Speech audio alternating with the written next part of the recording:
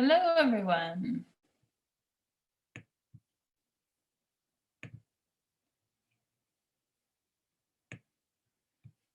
Going to share screen.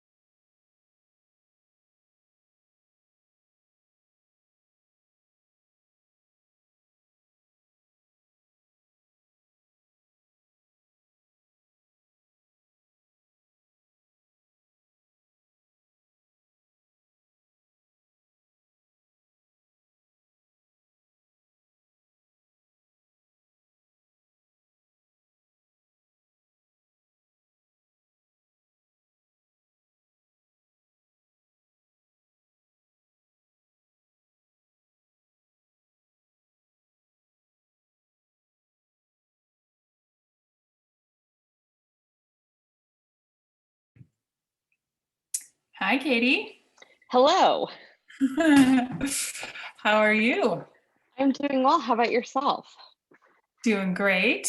We're just getting the technical side set up. I sent a message to the city. Hopefully they can get us streaming on Facebook, but if not, we can always share the recording later. So I've just got a couple of slides here to introduce the project, and then I'll just go ahead and stop share and we'll throw it over to you. Okay, I will do my best. You'll be amazing. I know you will. Oh man, it's the technology stuff. It's always so much pressure. Oh yeah. Well, I'm happy to share screen if you run into any issues, but usually Zoom's pretty user friendly. Yes, for the most part, definitely.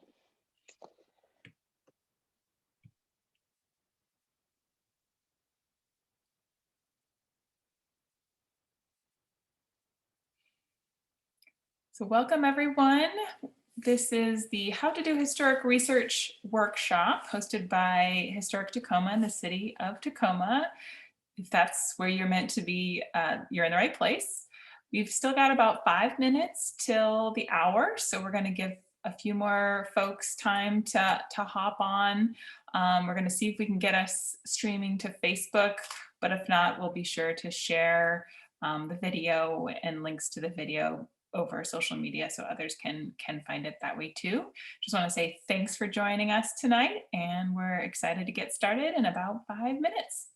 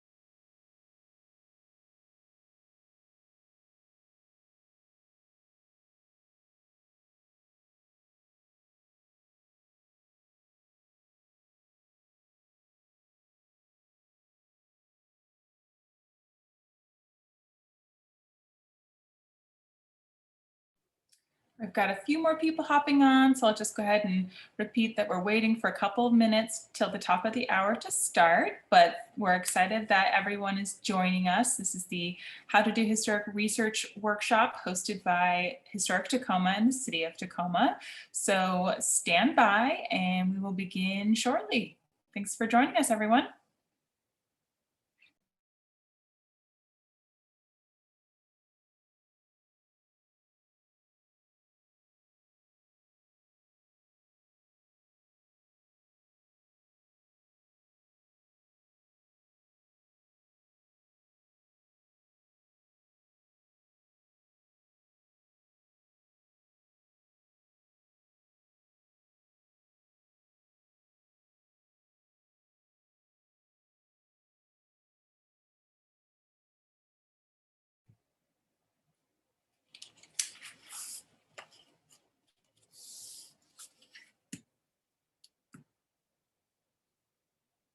All right, we're going to get started shortly, but we're going to see if we can get this going to Facebook. So hold on just one moment.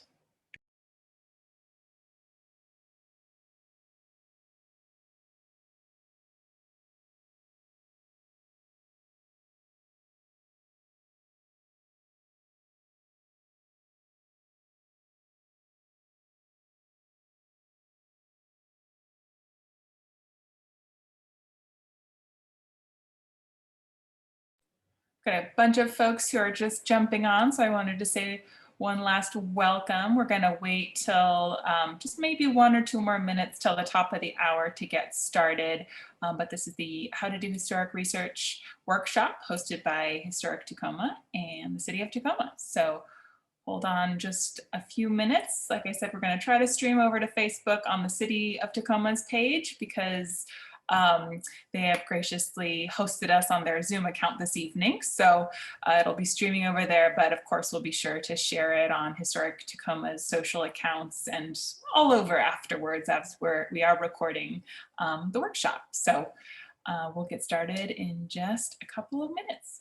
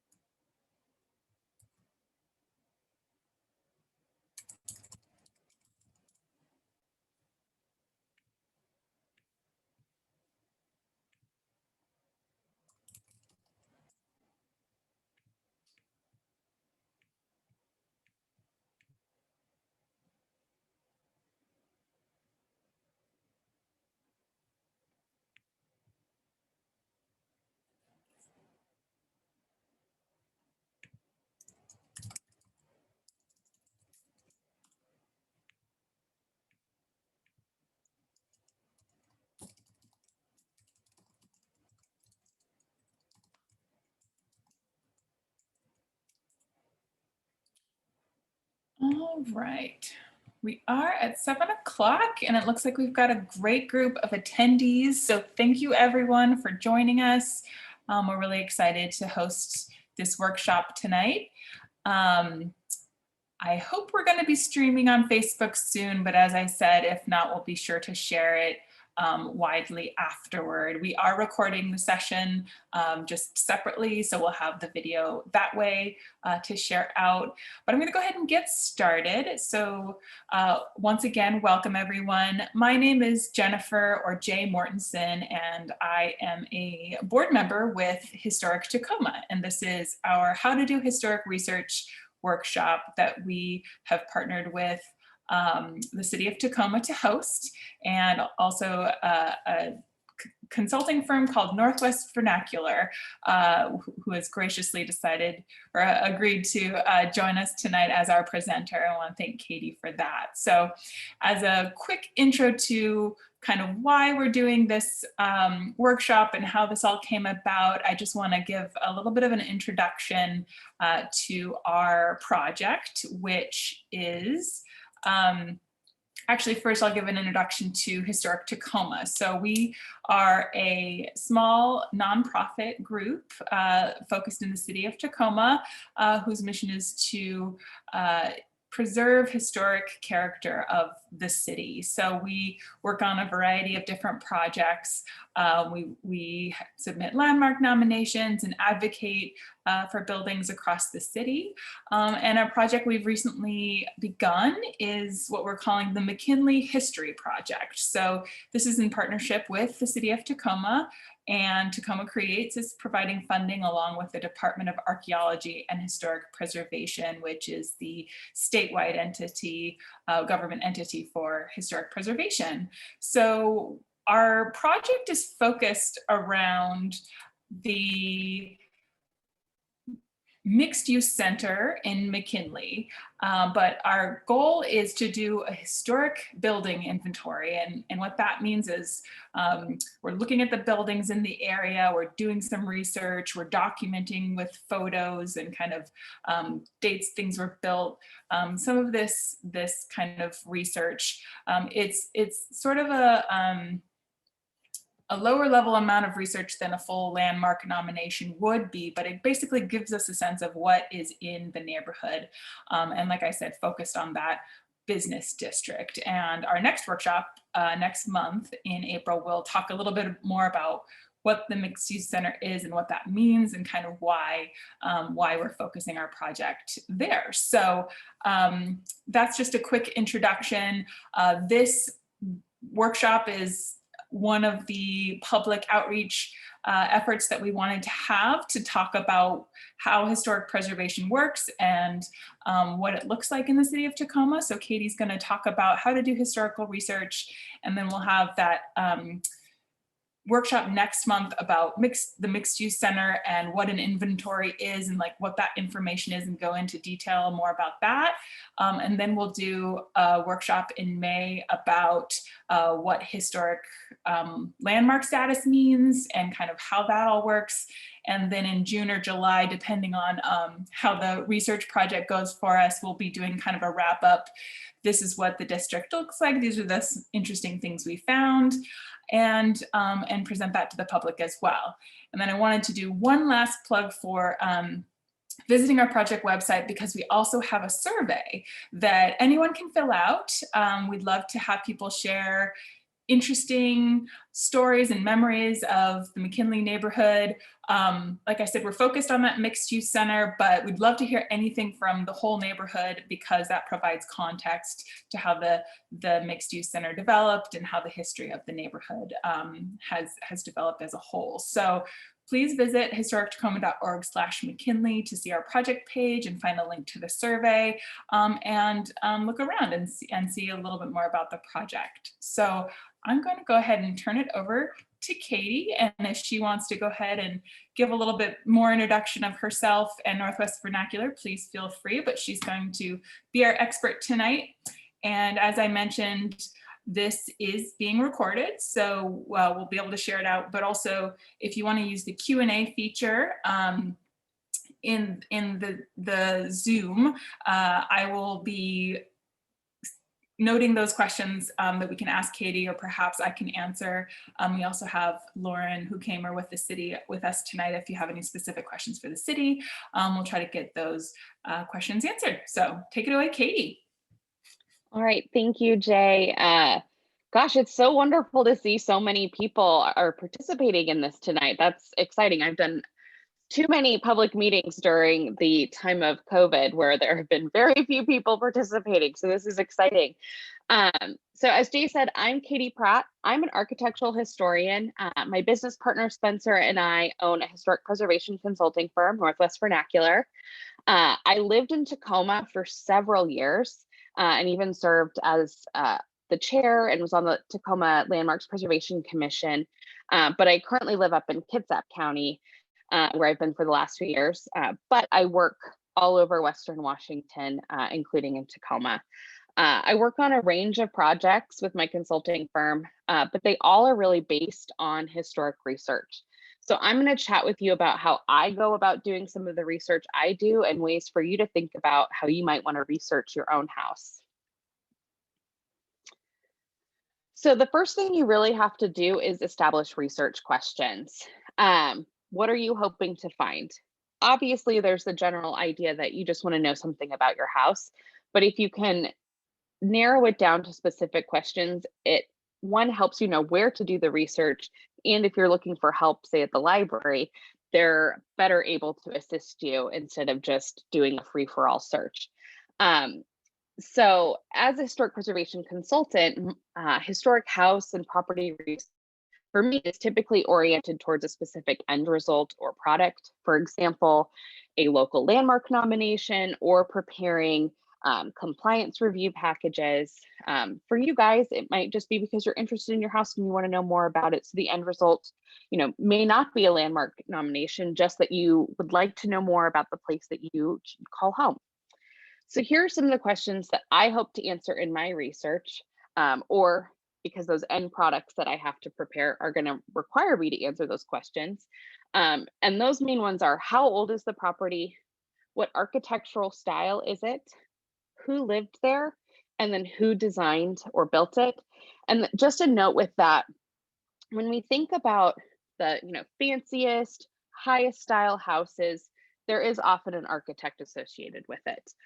But most buildings will not necessarily have an architect associated with it. So just be mindful of that, is that there's may not be one. And that's where that question of who lived there really becomes more important, because then we're not focusing as much on the most wealthy people who are able to afford an architect, but we're really getting into what that kind of personal significance is with these properties. So thinking about McKinley, because I picked a house, just did a random Google Street View and picked a house to kind of do some of these searches with you guys to run through it. There's not an architect associated with this house, but that doesn't mean that there's not a story to tell. So just something to keep in mind. So in answering that first question of how old is your house, there are a couple different places you can go to try to figure that out. And these are the main resources that I use in Tacoma. The Pierce County Assessor Parcel Search, which is all property tax records that are within the public record. The Tacoma Pierce County Building Index, which is maintained by the Tacoma Public Library and is online. And then we also have the Sanborn Fire Insurance Maps, which they have physical copies in big books on top of file cabinets at the Tacoma Public Library in the main branch in downtown, or the Library of Congress actually has digital copies that are available online. So we'll go through those today. So you can look up any parcel in the county or within Tacoma with the Pierce County Assessor's Parcel Search. And I can say that they have recently redone their webpage, and it is far more user friendly and intuitive. So that's great for all of you versus their previous system. And so this is the house that I picked, 914 East 35th Street. So that's what I'm going to run my searches on. So I'm not spending all this time looking this up. This is what comes up. Um, you'll want to search it here. I would always recommend you use less of the address than the full address. So for this one, I would just enter 914 35th, not even east or street, because sometimes if you get too specific with a search, nothing will show up. So this is what popped up when I entered that in, all this. And if we click on building, this tab up here, and scroll down, it's going to say 1905 as the year built. Based on my understanding of historic architecture and Tacoma's history, having seen a photo of this house, which they have here, that sounds really good to me. So I'm going to start with that as my ballpark, and that seems good. But we're going to go look at the other sites too to see what they say or how it fits into that. And just as a note, because the assessor is not necessarily guaranteed correct built date, so just use discretion. And it is a great starting point. The next place I go, which honestly is often the first place I go because it sometimes has really amazing information, is the Tacoma Pierce County Buildings Index through the Tacoma Public Library. Librarians there have spent a lot of time compiling this information, and I wish every city had this kind of database. It makes my job a lot easier. It's really easy to point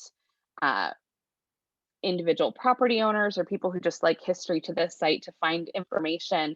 It's really user friendly.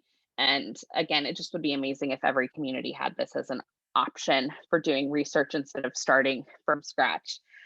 So if your property is listed within the index, it'll have an estimated date of construction and possibly other references, maybe newspaper references, if the property is mentioned in a book, if they have additional photographs or any photographs of the property, those would be included there. And the newspaper references that they might have, it'll give you the date of the newspaper and which newspaper it's in, and then a page number, which is just incredibly helpful. So this is what it looks like when you pop up.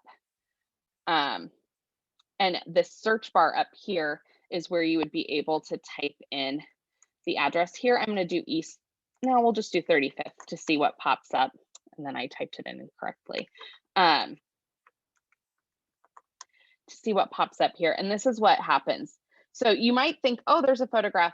This is just the standard postcard that they use for all of them, and that no image is available. So we struck out with that on this one, but here we can scroll down. It says circa 1905, which likely they got from the assessor, but again, that really jives with what we've seen about the house. It also has 2 entries from the city directories here, letting us know who the occupants were. There's one from 1908, Ira and Laura Hayes, and then we have one from 1928, Emmett R. and Bertha Hoskins. Why this is really helpful is because when we're doing Polk directory research, which are the phone books, prior to, I believe, 1930, it's not organized by address, it's just alphabetical. So this having a name from 1908 to use as a starting point to go back and forth is incredibly helpful. But we're just focusing on when the property was built. So we're using that 1905 and then writing down this other information so that we can use it in later research. And then the next place I look is the Sanborn Fire Insurance maps. And so what these maps are Katie, is, I think the yes. assessor screen is showing on top of your presentation. Oh, I'm sorry. Okay. Let's see.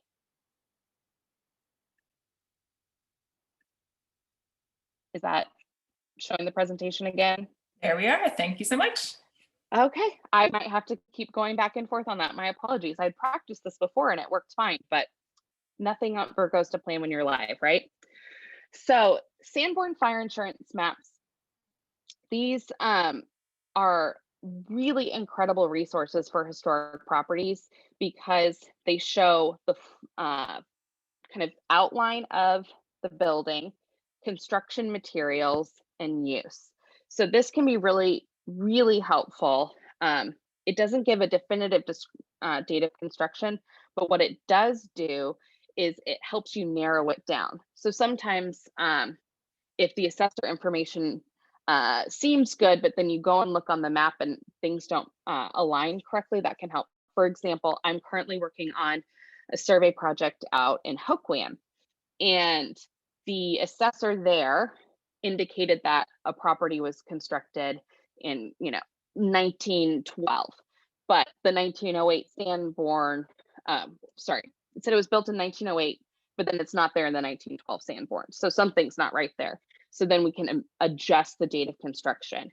And why knowing when a property is built is important is because it helps us place it within the context of its neighborhood and the city, and also thinking about how it was built, and then helps us track how it fits within that in terms of demographics, who lived there, all of that. So while it can seem like a nitpicky thing, it's actually can be really valuable. So hopefully this works. I'm going to click on the Library of Congress's page. Hopefully everyone can see this. And what you do here is you're going to look up Tacoma Pierce County, because you can see that there's 35,000 collections or items in this collection. So that's a lot to search through. And so then I would order it by oldest first, so we can see that to organize everything. And then you can see that they have dates, they have maps for Tacoma from 1885 all the way through an update in 1950.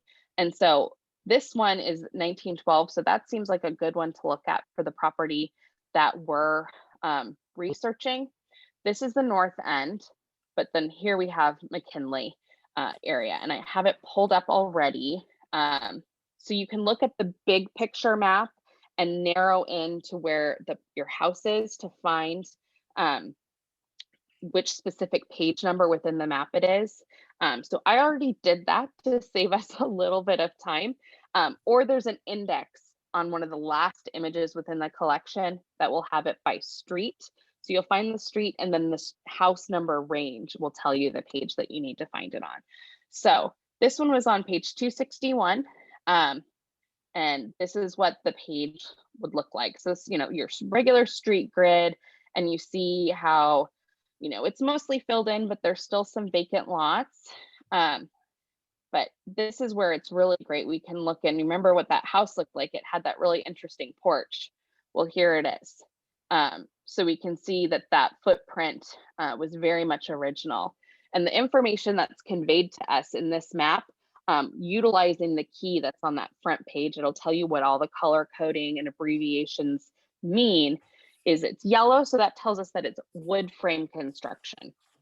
If it was pink, that would say it was masonry, or if it was yellow with a pink edging, that would say it was wood frame, but with a brick veneer. It also tells us the D indicates that it's a dwelling, so it's a single family dwelling, and then it's 1.5 stories with this 1-story porch on the front and then on the back, because that's what these dashed lines mean, is that it's not a full height wall. I did have to look up what the CBC means, and that means it's a cement brick chimney. So there's a chimney back here.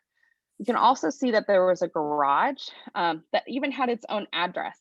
So this is, again, since this is from 1912, what this is doing is letting me know that 1905 date is, again, feeling really good. And so then that helps to, for further research as to kind of where to start and stop that search.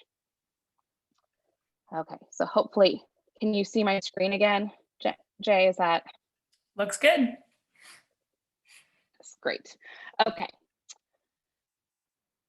So the next question is, what style is it? Which is honestly one of the most fun questions to research and look into.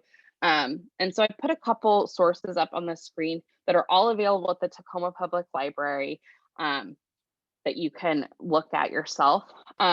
This one, A Field Guide to American Houses, is the one I use the most. There's an older edition, but then the new edition is really helpful because even though I've been looking at houses now for, historic architecture for a dozen years, not every house or property has one style or is a great example of a style. So sometimes it's just a collection of different elements. So having resources where I can see other examples to compare it to, or really get that vocabulary correct and think about the time frame when these styles might have been popular is really helpful. And this one is really great. In the front, there's actually a pictorial glossary, which is so fun because it tells you, hey, if you see this element, it might be this style. So if you see a porch with these kind of supports, maybe consider these styles. So that is really helpful for people that really know nothing about architecture to be able to look at that to help you kind of narrow down what style it might be. So in looking at this house, it on the surface appears that it's a Queen Anne. It has um, which works with the time period that it's in. And I say Queen Anne and not Victorian because, which is a word people often use for houses like that. When you think of, the gingerbready houses or those painted ladies in San Francisco, they say Victorian. Well, Victorian is really an era of architecture, and then there are multiple architectural styles that fit within that era. So I guess you could say it's not necessarily incorrect to say that it's Victorian, but we can be more precise. And why not? If you know more, why shouldn't you be able to share that? So in looking at this, I think that maybe it's a Queen Anne at first, because Queen Annes are known for their use of mixed materials or types of materials. So here we see there's narrow wood clapboards on the first floor, and then it's hard to see up here, but there's fish scale shingles in the dormer and in this pediment. So we've got that. Queen Annes are also usually asymmetrical, which this is. We don't have that symmetry that we see in other styles. But where we start seeing difference, instead of those kind of turned posts that we would often see on more ornate Queen Annes, we see these kind of squared off pillars. Then we see this pediment element here with this closed gable. And then instead of more ornate detailing here along this kind of cornice line beneath the eaves, it's very squared off and almost classical, which leads me to believe that it is a subtype of Queen Anne and that it's a free classic Queen Anne cottage because of its small scale and these details. And then I was further helped out by looking in this book, and the author had an example that looked very much like that house, and she classified it as Queen Anne free classic. So that just helped me out even further. But that's what's really great about this book. It can really help you narrow it down. I also recommend Carolyn Swope's Classic Houses of Seattle. Even though it's in Seattle, that's very close to Tacoma versus some of these other books are written by people back east. And architecture is regional, or can be. And so the examples that she used, and she was a longtime architectural historian in Tacoma, it's really valuable. And I always reference that book when I'm working in Seattle in particular. So here comes the next question, and is really where I tend to spend the most time in all of my research, and is really what you guys are probably the most interested in as well, which is who lived there. And looking at the building index is helpful, like we mentioned before, those names that we wrote down. And that's gives us information to plug into the city directories, those former phone books. And that's where you get this like long occupancy history, or you can't. Sometimes there's gaps, you might lose someone because they lived there for a short period of time. Or if a house is a rental, you might have a lot of occupancy turnover. So it can sometimes be hard to follow that thread. So places that I go to do this kind of research, the Tacoma Public Library has a really wonderful online digital collection. They have the local history and biography index, an obituary index. So that's really incredible. I'm going to click on that and we'll show you those resources. I have them pulled up already. So these, let me make the screen a little bit smaller. So this, these are all of the different online collections that they have. An image archive, a local history and biography index, even a postcard collection. Um, so if I think, like, let me look up one of the homeowners that we learned about previously. Let's look up Emmett Hoskins. And I'm just going to search that across all of the um, collections that they have, which you'll see over here that all of these are selected. So the house that he lived at that we were researching popped up, but then we also see that there's an obituary listing for him.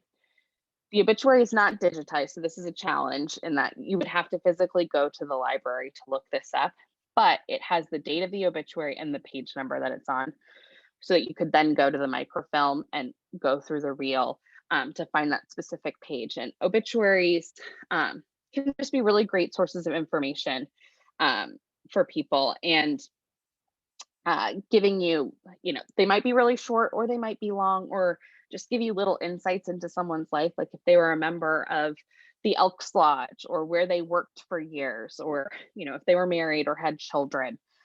So that just can be really valuable information. Another place to go, and I don't have the website pulled up for this, but the Washington State Digital Archives has a lot of digital records, and marriage records are ones that are really great to look up. And I say that because oftentimes when we're looking at historic newspapers, women are often not listed by their first name. They might just be Mrs. Hoskins. And so then it can be really hard to know anything about Mrs. Hoskins because we don't even know her name. And so if they're from Washington or were married in Washington, we can go and find that marriage record and find her first name and her maiden name, so that we could do more research into the life that she had prior to getting married. And I think that's really valuable to be able to do that. They're not always in there, but for example, I was able to find my great grandparents' marriage license from Lincoln County, which is in Eastern Washington. From where they got married, and then who their witnesses were when they got married. So that stuff's really useful. One, just because it's interesting, but it helps continue the research as well. Another great resource that's available through the Tacoma Public Library is Heritage Quest, which is a database, and it allows us to look at digital copies of the Polk City directories. There are hard copies of those in the library, and sometimes it's just easier to thumb through those. It goes a lot faster, but there's we're not always able to get to the library like right now, or for me, I'm doing research in multiple cities, so it can be helpful to look up things online. So this is what Heritage Quest looks like, since it's taking a while. Where it's at on the Tacoma Northwestern page, there's a right-hand column where it's going to say genealogy e-resources, and you'll click Heritage Quest. You do need to have a library card to access it, and it's just your library card number. But see here, we can see that city directories are here.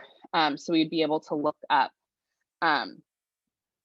individual names within that. So we can look it up here. So we could either look up that couple that we had seen in the building index, or we can type in a keyword. So we just want to look up that address at 35th and see what pops up. And again, you want to put Tacoma and make sure you put the county so it focuses in on the correct Tacoma. And we can see what pops up with that. And it should give us other names to do research on.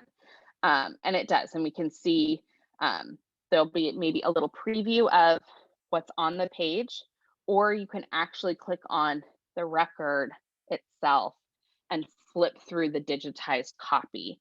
And you'll see here that it's highlighted in yellow to show you who is there. So we see Thekla Morgan and her husband William lived at 914 East 35th in 1949. So that's another name that we weren't as aware of. Let's see. So the other part of Heritage Quest that's really great is the census records. They are only available up to 1940 is the most recent one. But census records are we start getting a little bit more of that kind of rich information about people, where we might know their age or date of birth, their nationality. So, are they a U.S. citizen? Were they born in the U.S.? Did they immigrate? Might say when the year that they immigrated. The different years have different information that they request. It will say if they're married or single, um, what level of school they completed, and then their race, their language, their job. So there's lots of really interesting information that we can find. So the first homeowner that we saw on the building index page were the Hayes family. So we can look up them in the 1910 census because it said that they lived there in 1908. And in the research I did, I know that they still lived there in 1910. So we can look up Ira Hayes in Tacoma and see what pops up. And great, so Ira and Laura Hayes. The nice thing is that they have all this information is they do text recognition in it. So you have all of this, but some of that text recognition is incorrect because, as you'll see here, these are handwritten census documents. It's not the survey that we fill out online today. So they went door to door. But here we can see, okay, it wasn't just Ira and Laura that lived in the house. They also had 4 daughters, and then Ira's brother Harvey lived with them as well.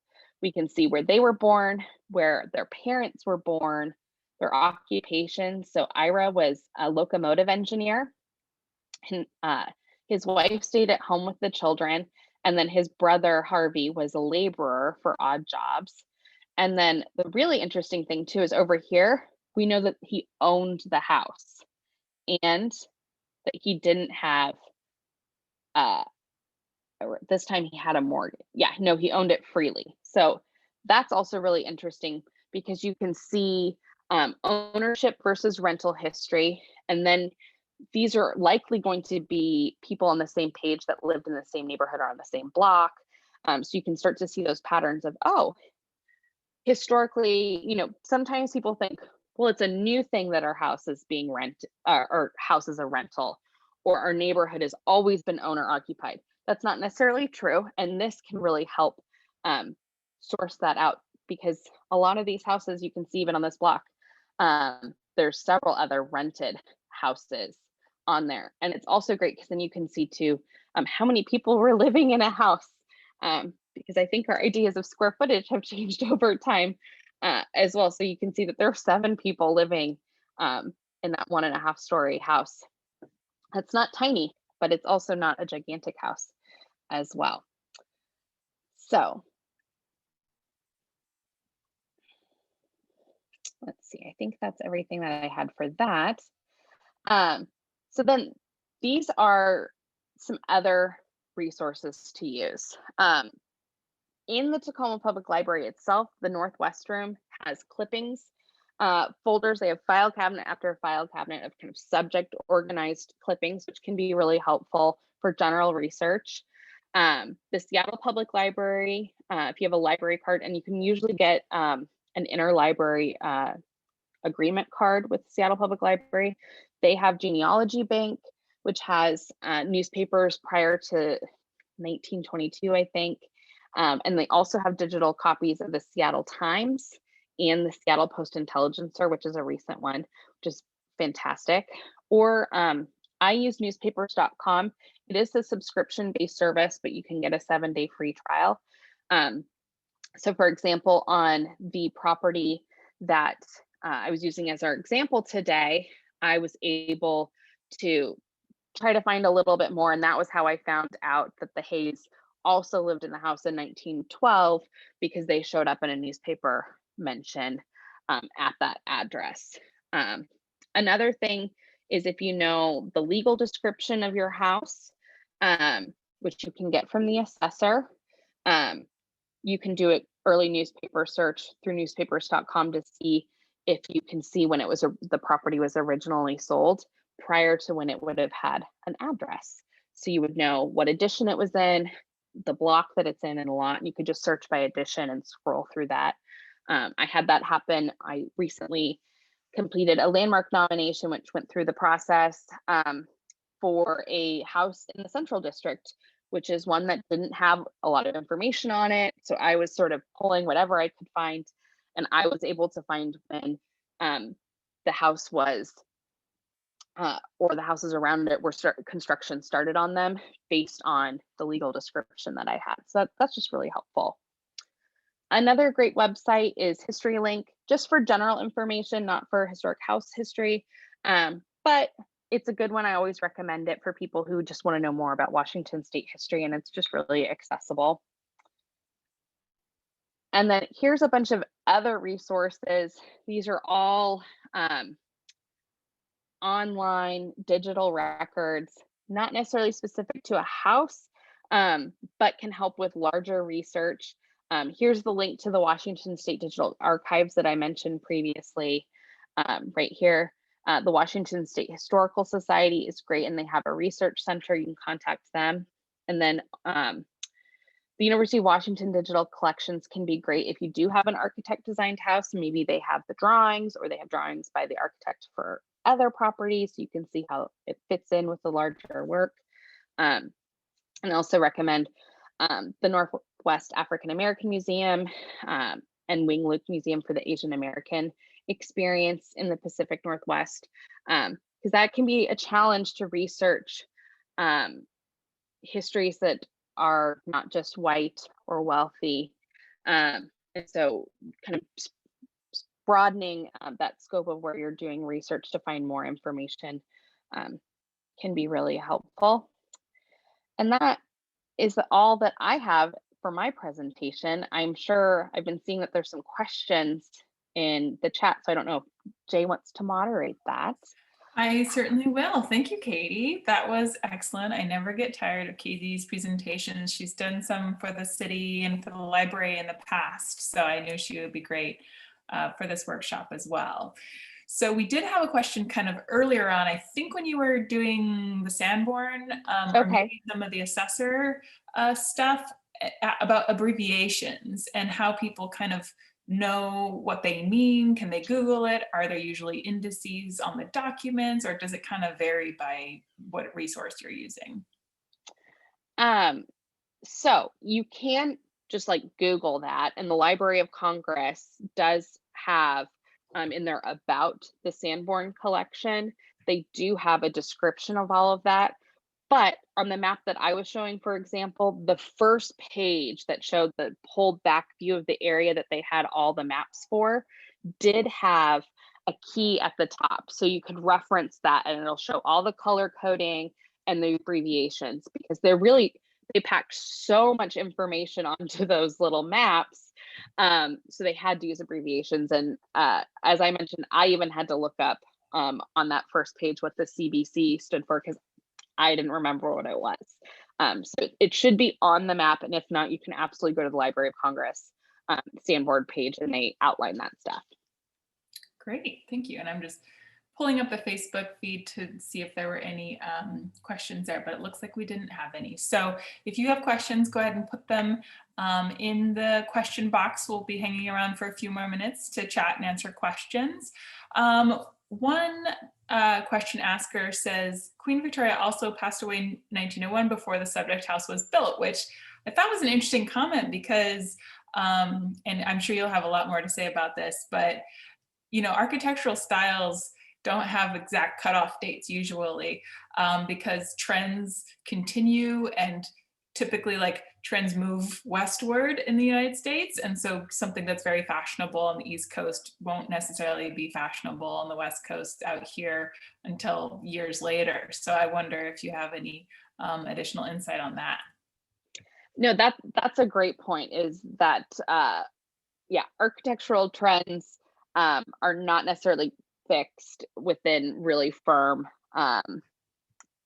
date ranges, especially because when people are designing houses, it's so personal, right? It's what you like. And so it may not have been as in fashion, or like Jay said, that's a great point about trends traveling westward. I've only worked in the Pacific Northwest. But even when I work in Oregon versus Washington, because Oregon uh, was a territory first, and so it has older built environment, the dates and style trends are different, even though it's a state just next door to us.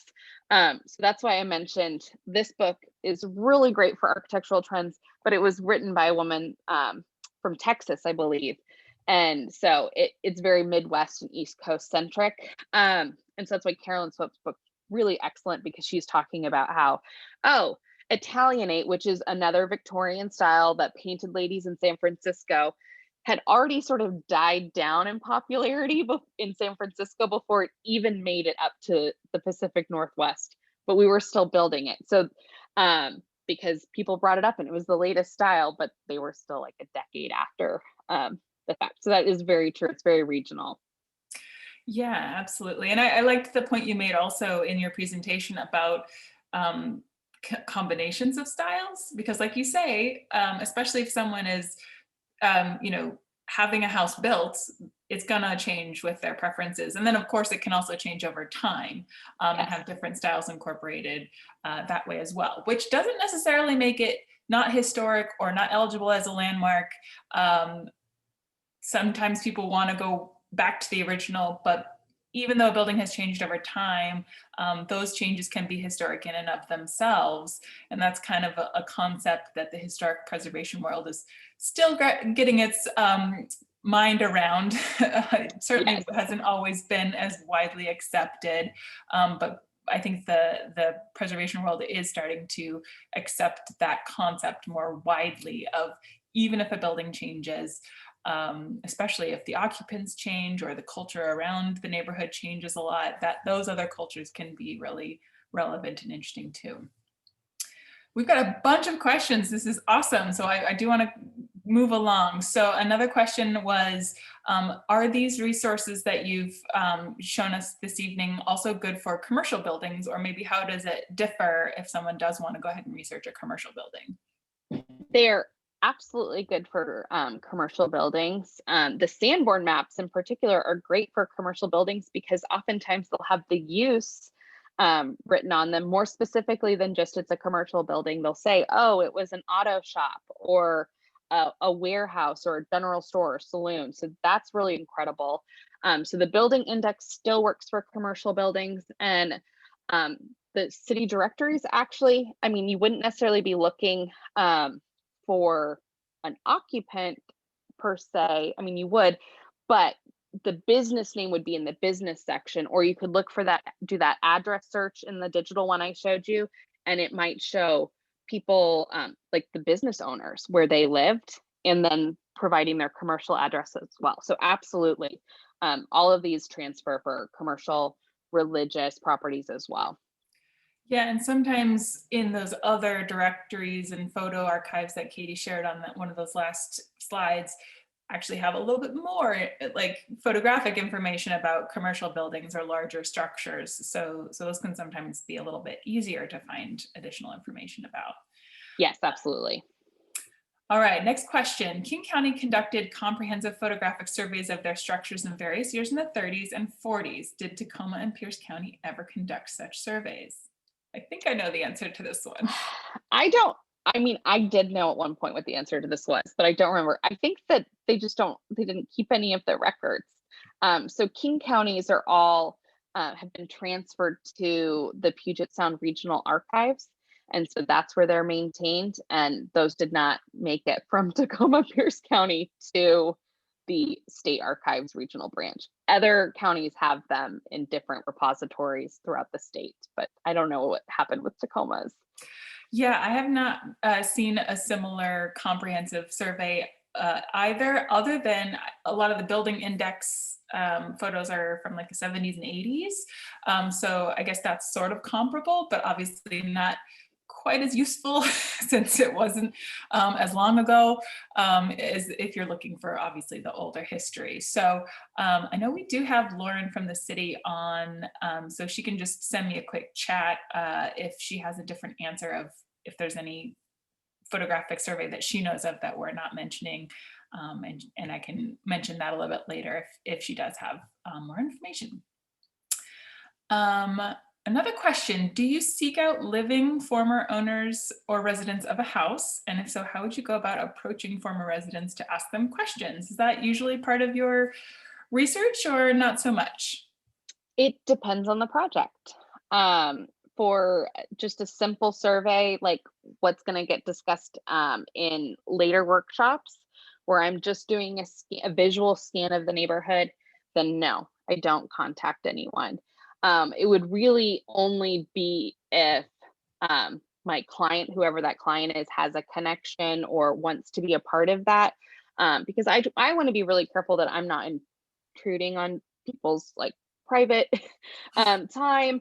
I did recently work on a Seattle landmark nomination for an apartment building on Capitol Hill, La Quinta, and it was all spearheaded by the residents. And so that they did a huge public outreach. And so then former residents reached out to me, and I was able to add some of that information into the nomination. So those are the situations that work out really well. But I understand that if you're an individual property owner and you're wanting to research your house, you reaching out to former owners is a little different than me as a consultant trying to connect with people. But I have talked to people in the past. It just usually depends on the type of project. Makes sense. Makes sense. All right, and Lauren did send a quick note that the city does have some documents in their office, but really not much more than what you would find at the library. So at the Northwest Room in particular. So it sounds like we don't have that 30s, 40s comprehensive survey that was asked about. All right, next question. When would a home not be considered historic? I have a 1926 house, no architect noted, haven't found any people of note. My main level front rooms, windows are original, but not the rest of the house. So a very interesting question. It is. I'm a big proponent of, even if your house is maybe not landmark worthy, it doesn't mean that it's not valuable and important and that it can't tell a story. But in terms of thinking about landmarking, whether that's through the Tacoma's process or through the National Register of Historic Places, which is the federal listing of historic sites, buildings, districts, and objects, that's when there's criteria that are established. And that I, as a professional, use that kind of as a rubric when I'm looking at the building, when I'm learning about its history, that I'm then comparing it to those criteria, which are, is it at least 50 years old? And does it have a story to tell? Which it doesn't have to be a big grand story. It just needs to have a story to tell. And then does it have the integrity and the ability to convey that story? And integrity is not just that physical, like, oh, everything has to be intact. You're looking at, there's 7 different aspects which the National Park Service defines. And so feeling and association are kind of loosey-goosey ones that where you can make an interesting argument. Materials, that's where you get into like windows and cladding changes, workmanship, design, setting, and location. So if a house hasn't been moved and its neighborhood looks very similar and it just had a few changes, it could be historic. But I would always recommend, if you're interested in pursuing that, talk to the city first, get a thought from them, what their read is on it, and then move it forward. Because it doesn't, some changes don't necessarily mean that it is not landmark eligible. That's absolutely right. And we kind of touched on this earlier in the question and answer session about changes over time can sometimes be significant as well. So yeah, like I said, I think the preservation world is evolving to not be quite as strict. So even if pieces of your house have changed or there's only some original windows, it really depends kind of on the specific situation, what other, like Katie said, what other aspects are still there, some of the stories of the people, if the use has changed, what those changes resulted in the physical space. So it really, there's no straightforward answer, unfortunately, to a question unless you kind of dig a little deeper and look at all the different aspects. So we've got a request to send out the deck of slides with all the links, which we definitely will do. We don't have, we didn't require pre-registration for this workshop, so we don't have folks' emails, but we definitely will be sending it out with the email list that we have. And then of course we'll post on social media as well. So we'll definitely get those links out to you all so you have those handy and you can click through and start exploring. And then the next question actually is someone suggesting that findagrave.com is another place for information about people who may live in the house. And they also said there may also be biographical information and links to other family members. So I don't know if that's a resource that you use a lot, Katie. Yes, I occasionally use that one. I forgot about that one. So thank you for bringing that up. Yeah, that one can be really great. That one is crowdsourced though. So I'm always cautious. For me in the research that I do, because I have to be able to cite my sources and often have to defend it, I will use that information like, oh, and then backtrack to find where it may be confirmed somewhere else. But that's just me. But it's really great. I see someone else also mentioned Ancestry, which is another great one. But again, there can be crowdsourced information in there, which is wonderful and absolutely great for people who are just looking for those connections and finding those family trees. And I found great stuff that way.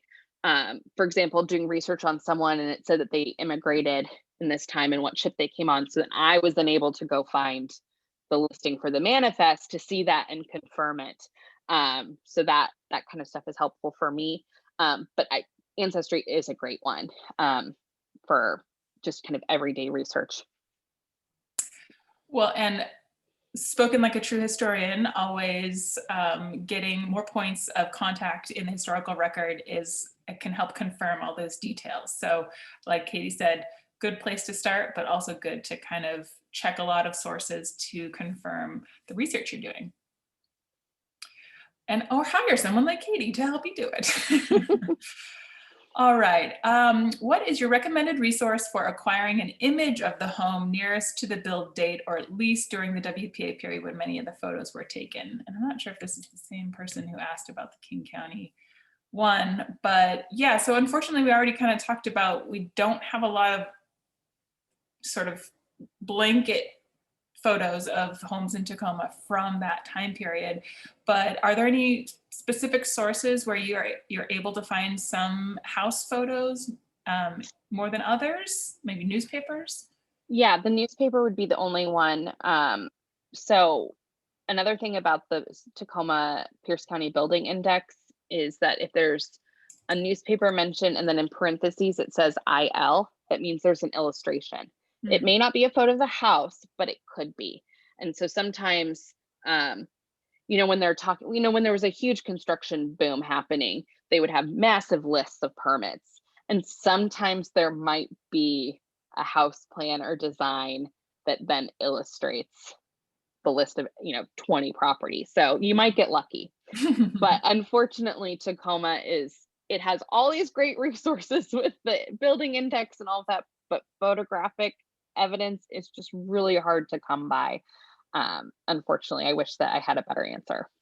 Yeah, I mean, so often those great historic photos are just hiding in someone's attic or, buried in some other documents. And unfortunately, sometimes the house has changed hands too many times to find that.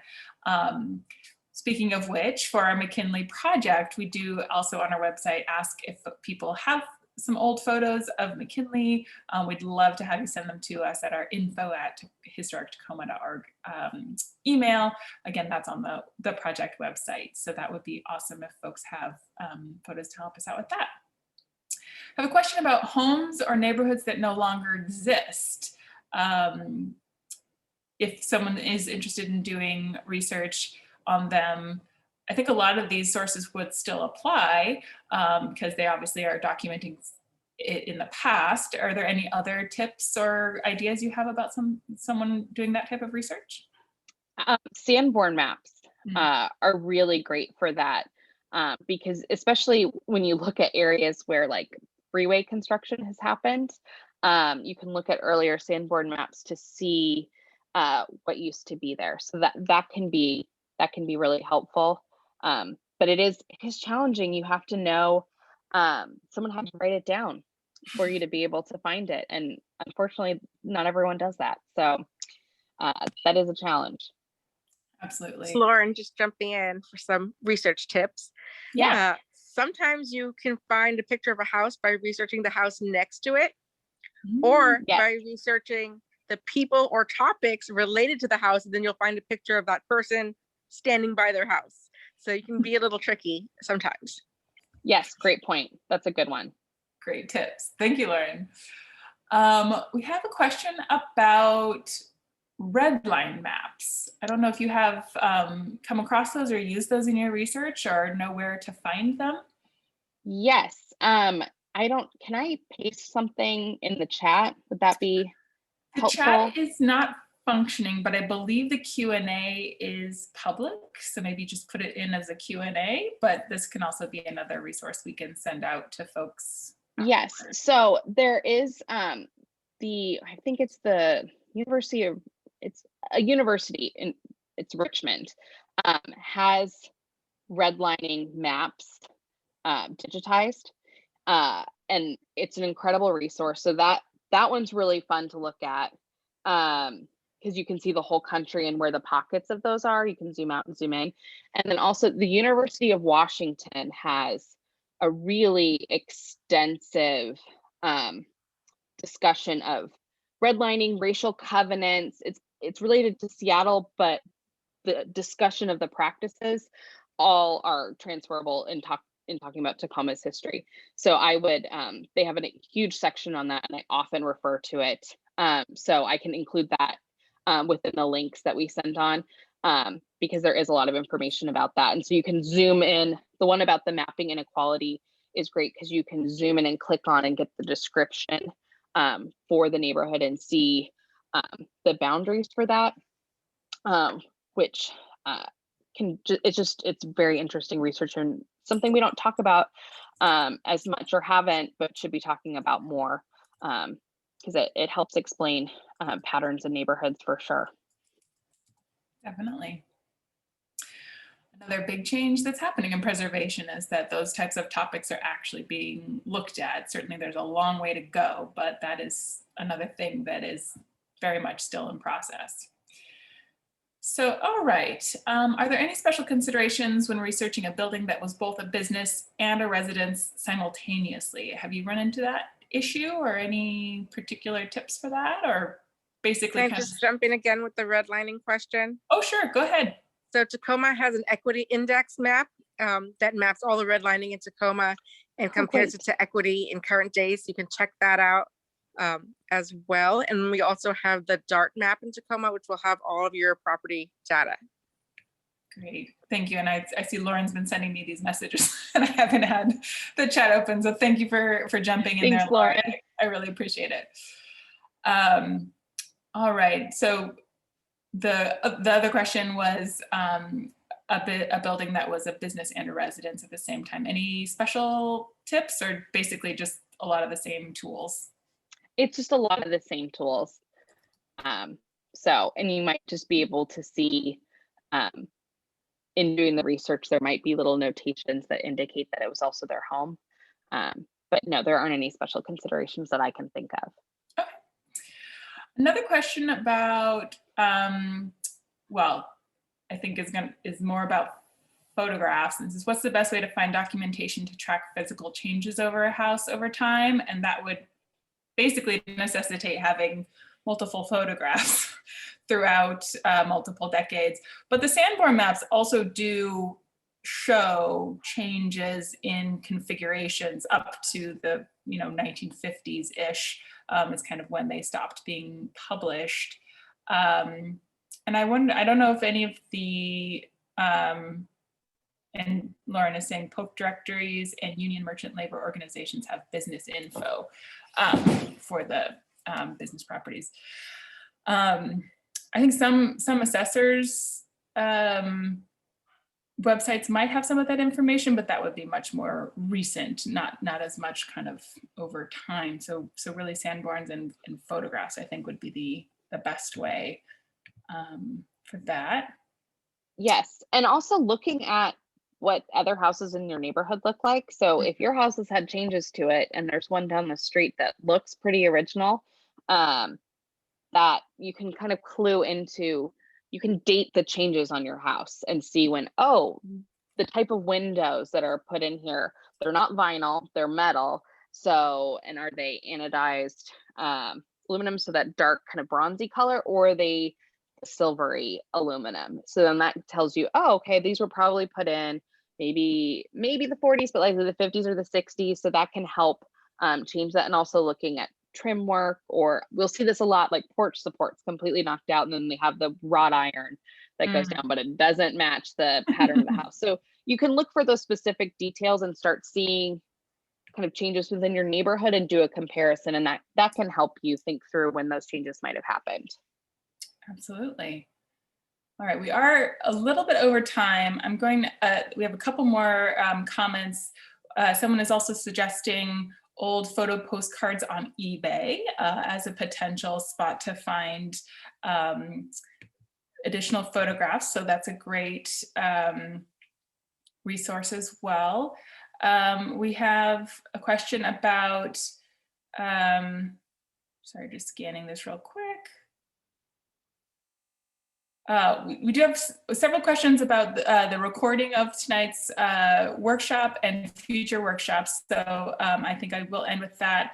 But we do have one last question. If an architect is not noted, is there a list of builders pre-World War II who might provide some history about a house that doesn't have an architect specific to it?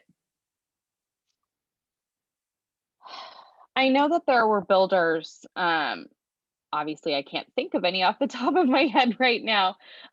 There were some well-known builders that were operating in the area. I think this is probably where the clippings files at the Northwestern would probably really come in handy to be able to look through that to see where people were building. I know that there are a number of, if we think post-World War II, there were a lot of builders in like the West Slope area. And so there, actually those houses might have photographs too, or you can search in those other categories within the digital collections, and it'll have subjects connected to builders. You can click on that and then see everything else that they've done. So it's kind of like a backdoor way of doing that. I don't know if there's a specific list or not off the top of my head. Yeah, no, that's exactly what I was going to recommend, is that often, at least in Pierce County, you know, the builders will actually still be listed even if there was not an architect. So you can kind of go from there. All right, well, we're going to wrap up. Thank you so much, Katie, for all of your knowledge and your great presentation. And as I said, there were a few folks in the questions asking about the recording. Yes, we will make it available on both YouTube, and it'll be available through Facebook, both on the City of Tacoma's Facebook and Historic Tacoma's Facebook. So we're just going to be sharing it all over, and both our YouTube accounts as well. We will be having a couple more workshops in April, May, and either June or July. The best way for this particular project is to go to historictacoma.org/McKinley. As soon as we get those links set up, it'll be there. We'll also be posting on Facebook and all of our social media accounts, both the city and Historic Tacoma, because it's a partnership project. So both of us will be posting about it. And then any other workshops in the future, I think the best way would be to just follow us on social media, both accounts. I know the city is working on putting some events together for Preservation Month, which is May. So that'll be announced soon. So there'll be a lot of great ways to participate that way. And we're always looking for ways to engage the public and do outreach and talk about historic buildings and the history of Tacoma. So definitely follow us on social media, and that's how we'll get the word out about future events and fun things that we're doing. So thank you. We got a lot of people in the Q&A saying thank you so much, Katie, for the workshop. So thank you all for attending, and we're going to close out for the evening, and we'll be in touch with those resources on social media so you all can access those. So thanks, everyone.